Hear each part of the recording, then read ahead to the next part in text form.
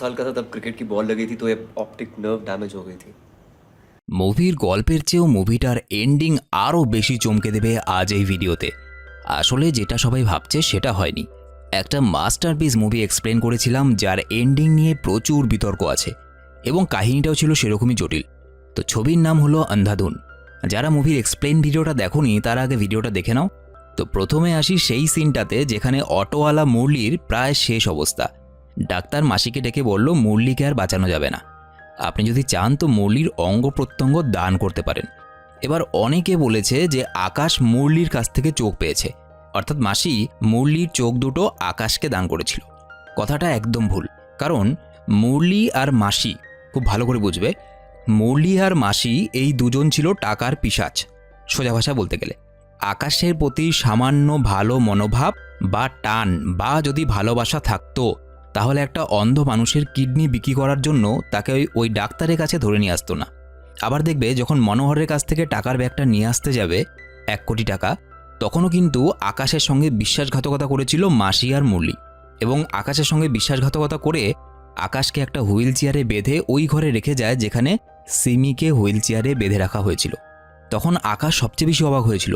সে বলছিল, তোমরা আমার সঙ্গে এরকম কেন করছো? তোমরা যে টাকাটা আনতে যাচ্ছ সেটা প্ল্যান তো আমি করেছিলাম, তাহলে আমার সঙ্গে এরকম বিশ্বাসঘাতকতা কেন? তো আকাশের প্রতি যখন মাসি বা মুরলির কোনো টান নেই, কোনো ভালো মনোভাব নেই, কোনো ভালোবাসা নেই, তাহলে কেন মাসি মুরলির চোখ দুটো দান করতে যাবে আকাশকে? কোনো প্রশ্নই ওঠে না। আবার মুরলির ওই অবস্থা হয়েছিল আকাশের করা প্ল্যান অনুযায়ী মনোহরের কাছ থেকে টাকা আনতে গিয়ে। সুতরাং মুরলির চোখ আকাশকে দেওয়ার কোনো প্রশ্নই আসে না। এবার প্রশ্ন আসে, মুভির শেষে আকাশ কি অন্ধ ছিল? উত্তর হলো আকাশ মুভির শেষে অন্ধ ছিল না। তাহলে আকাশ চোখ কোথায় পেল এবং কার চোখ লাগিয়েছিল? এবার এখানে যদি একটু বুদ্ধি লাগিয়ে দেখা যায়, দুটো সিন প্রায় একই রকম ছিল। প্রথম সিনটাতে যেই গাড়িটাতে আকাশ আর ডাক্তার যাচ্ছিল, ওই গাড়িটা দেখো রাস্তার ওই মাইলস্টোনটা ক্রস করে চলে গেছে, অর্থাৎ ওই মাইলস্টোনটাতেই কিন্তু খরগোশটা থাকার কথা ছিল, কিন্তু সেখানে কোনো খরগোশ ছিল না। কিন্তু আকাশ যখন সোফিকে কাহিনীটা শোনায়, সেখানে দেখা যায় ওই মাইলস্টোনটার একটু আগে গাড়িটা থেমে গেছিল এবং সেখানে ডাক্তারকে মেরে সিমি গাড়ি চালাচ্ছিল। সিমিও ওই মাইলস্টোনটার একটু আগে এসে আকাশকে নামিয়ে দেয়। আর গাড়ি নিয়ে যখন সিমি আকাশকে ধাক্কা মারতে যাবে, তখন ওই লোকটা খরগোশটার উপরে গুলি চালায়, যে কিনা খরগোশটার পিছু করছিল। আর খরগোশটা তখন গাড়ির সামনে ঝাঁপিয়ে পড়ে, অ্যাক্সিডেন্ট হয়, তাই তো? এবার ভালো করে বোঝো, ওই গাড়িটাতে যেভাবে আগুন ধরেছে আশেপাশে কেউ ছিল না, আর ওইভাবে আগুন ধরেছে তার মানে হচ্ছে গাড়ির পেট্রোল ট্যাঙ্কটা ব্লাস্ট করেছে। নয়তো একটা গাড়ি অ্যাক্সিডেন্ট হওয়ার পর ওরকম দাউ দাউ করে আগুন জ্বলে না। তো গাড়িটা যেভাবে দাউ দাউ করে জ্বলছে আর আশেপাশে গাড়ির আগুন নেভানোর মতো কেউ নেই, একমাত্র ওখানে আকাশ ছিল যে কিনা অন্ধ ছিল। তো গাড়ির ভেতরে থাকা সিমির বডিটা কি ঠিক থাকবে? সেটা একদম জ্বলে যাবে এবং একদম পুড়ে ঝলসে যাবে। তো ওখান থেকে সিমির চোখ নিয়ে ডাক্তাররা আকাশের চোখে ট্রান্সপ্লান্ট করতে পারবে?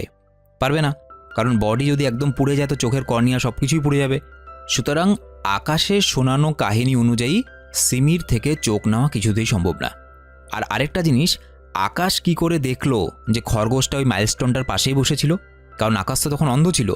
সে যখন সোফিকে কাহিনীটা শোনাচ্ছে সেই তো বলছে যে খরগোশটা তখন মাইলস্টোনটার পাশে বসেছিল।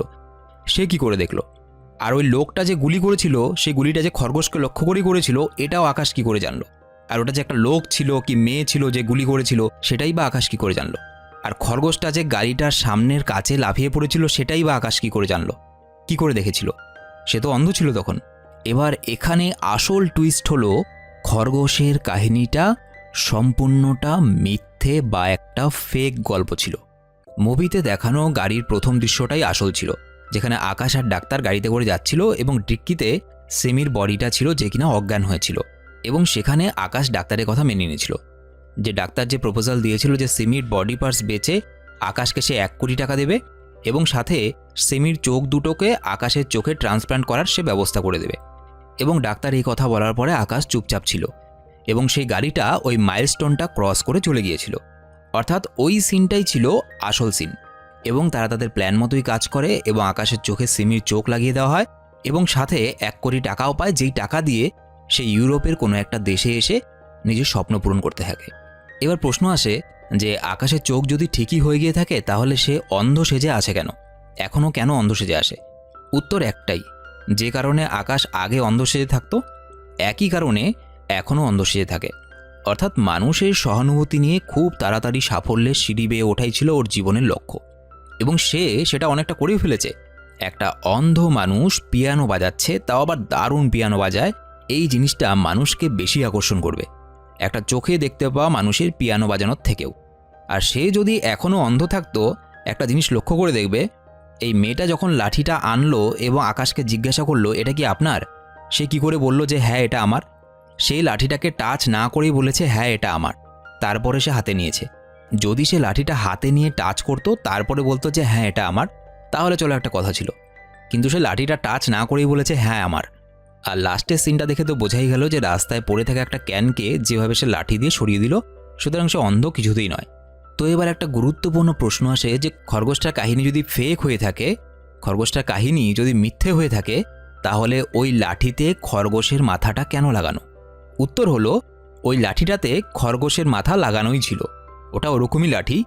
আকাশ ওই লাঠির মাথায় লাগানো খরগোশটা থেকে ইন্সপিরেশন নিয়ে সোফিকে একটা কাহিনী বানিয়ে শুনিয়েছিল, যাতে করে তার কাহিনীটা আরও বিশ্বাসযোগ্য হয়ে ওঠে সোফির মনে। কারণ এমনিতেই সোফিকে একবার সে বেবকুফ বানিয়েছিল এবং সোফি হয়েও গেছিল। এবার এখানে তার মুখ থেকে ওই কাহিনীটা শুনলো সে, এবং লাঠির মধ্যে দেখলো সে খরগোশের মাথা বানিয়ে রেখেছে, এবং সোফি যাতে এটা ভাবতে বাধ্য হয় যে যেহেতু ওই খরগোশটা আকাশের জীবন বাঁচিয়েছিল, সুতরাং একটা খরগোশের মাথা সে লাঠির মধ্যে লাগিয়ে নিয়েছে। বোঝো ব্যাপার, কানার বুদ্ধি দেখো। তো শেষ অবধি কী দাঁড়ালো? সিমির চোখই সে লাগিয়েছিল ডাক্তারের কথা মেনে, এবং 1 কোটি টাকাও পেয়েছিল, সেই টাকার দিয়ে সে বিদেশে চলে এসেছে। আর আকাশ মানুষকে এখনও বোকা বানাচ্ছে তাদের সহানুভূতি আদায় করে ওপরে ওঠার জন্য।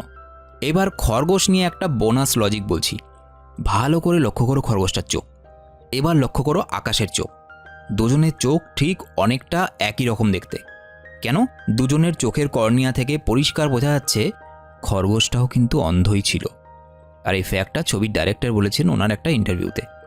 তো অনেক খেটে লজিকগুলো বের করেছি তোমাদের জন্য, আশা করি ভালো লেগেছে। একটা লাইক করে কমেন্টে অবশ্যই জানাবেন যে কেমন লাগলো এই জটিল মুভির এন্ডিং এক্সপ্লেন। দেখা হচ্ছে পরের ভিডিওতে, বাই।